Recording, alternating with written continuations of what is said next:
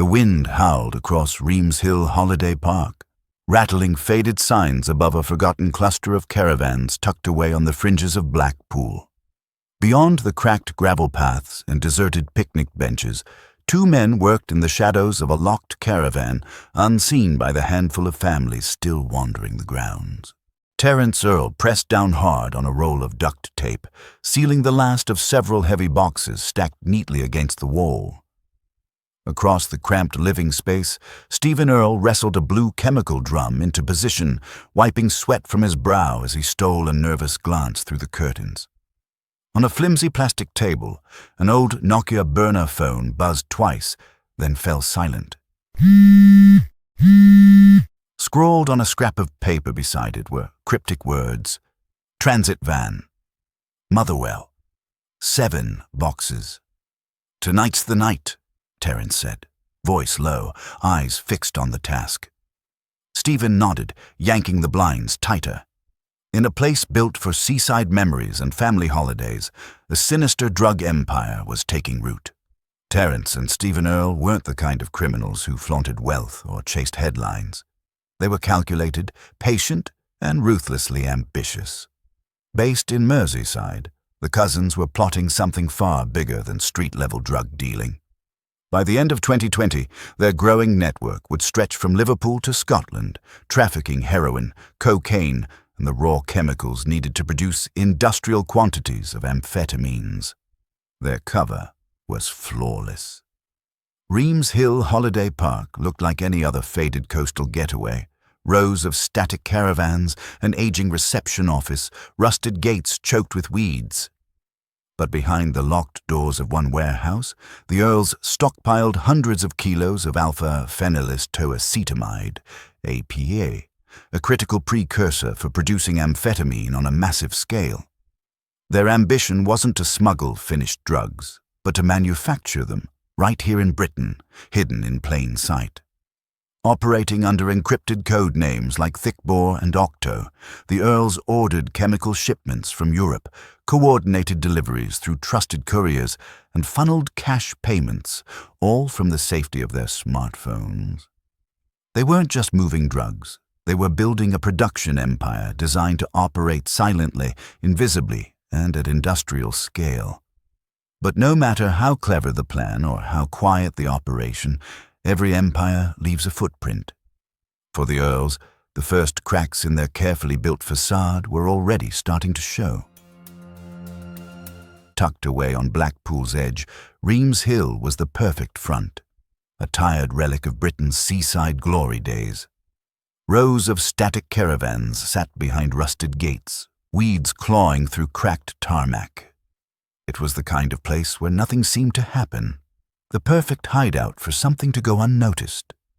Behind a set of locked doors on the site, Terrence and Steven Earl were constructing the next phase of their enterprise. Their plan was as ambitious as it was simple: manufacture nearly 1,000 kilos of amphetamine locally to avoid the risks of importing drugs from overseas.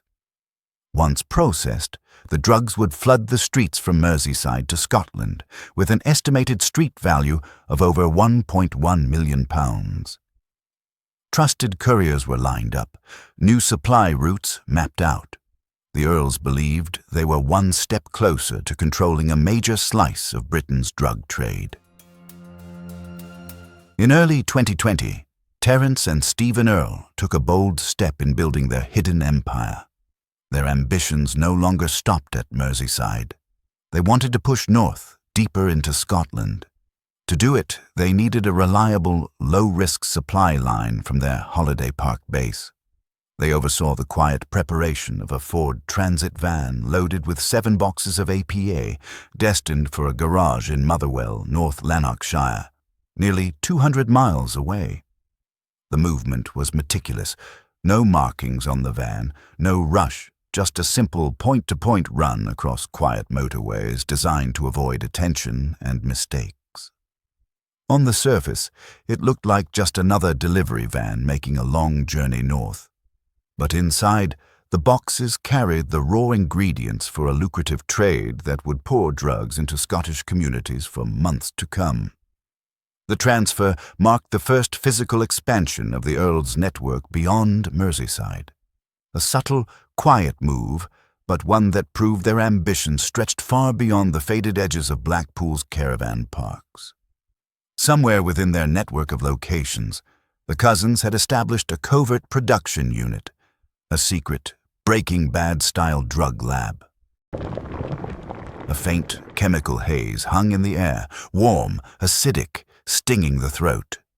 Glass tubes bubchafer bubbled with pale yellow fluid, the low hiss of gas burners breaking the silence. Above, a rigged array of cooling fans clattered against rusted brackets, struggling to keep the heat down. Condensation streaked down plastic sheeting stapled to the walls. There were no labels, no warnings, just makeshift workbenches cluttered with measuring jugs, powder-streaked scales, and rolls of duct tape. Terrence and Steven Earl weren't content with trafficking finished drugs. Their ambition was far greater. Somewhere in their network, they'd established a secret lab, valued by investigators at over £1 million, capable of producing amphetamine on an industrial scale. Inside, the air was thick with the sharp sting of chemical fumes, a byproduct of volatile reactions needed to manufacture street-level amphetamines. Large blue chemical drums lined the walls, filled with raw precursor substances ready for conversion. Makeshift mixing vessels, repurposed catering vats, and industrial-grade containers churned unstable mixtures under constant supervision. Heating elements buzzed quietly, warming chemicals to precise temperatures to trigger reactions. Improvised ventilation systems, rigged with extractor fans and plastic ducting, fought a losing battle against the heavy, toxic air. In clandestine operations like this, there were no safety measures, no fire suppression systems, no guarantees that one wrong move wouldn't cause an explosion, poisoning, or death. Every surface was stained with chemical residue. Workbenches were cluttered with measuring jugs, glass thermometers, industrial gloves, and breathing masks. Sheets of tarpaulin hung from ceilings to control airflow and conceal equipment from casual view. All that was left was the delivery. The chemicals were on the move, packed into boxes, shrink-wrapped, loaded into a lorry like any other consignment. Just another delivery from a caravan park warehouse. But this was no regular shipment. It was the ignition key to a £1 million setup. The moment the chemicals arrived, the lab would go live. It wasn't rushed. It was methodical, efficient, built to churn out vast quantities of drugs while staying invisible. But the lab, believed to be in Scotland, was halted when Lanarkshire police seized the shipment. Rain drummed on the roof of a battered Vauxhall Astra under the faint glow of a pub car park light. Two men stood facing each other, no handshakes, no small talk. One popped the boot. A sports bag changed hands, heavy, zipped tight.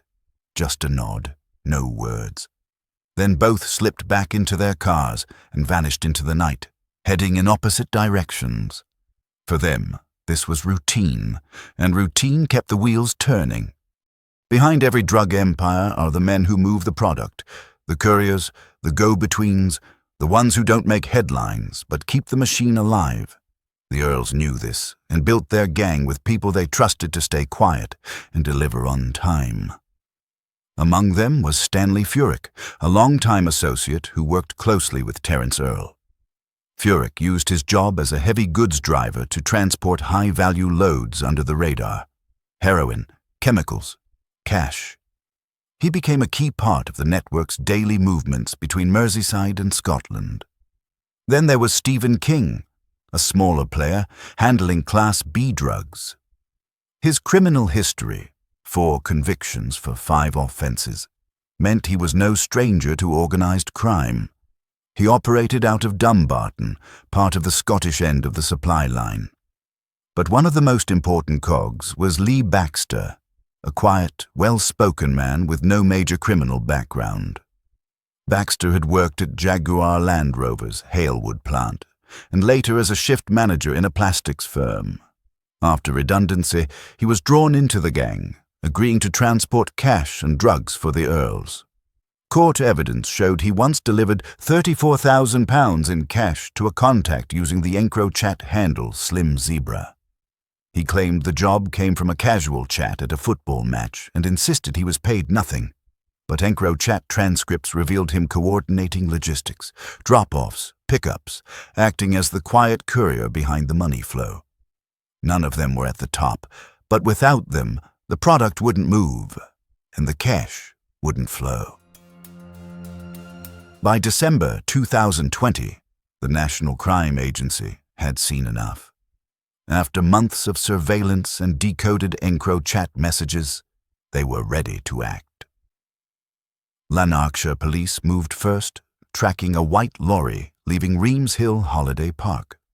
The vehicle had been loaded at a warehouse on the site, carrying 3 pallets stacked with 28 cardboard boxes.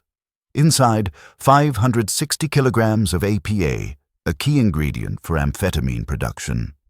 This single shipment was enough to manufacture around 1,000 kilos of street-level amphetamine, with a potential street value of over £1.1 million. The seizure confirmed what investigators suspected. The Earls were running more than a supply chain. They were producing industrial quantities of drugs from inside the UK.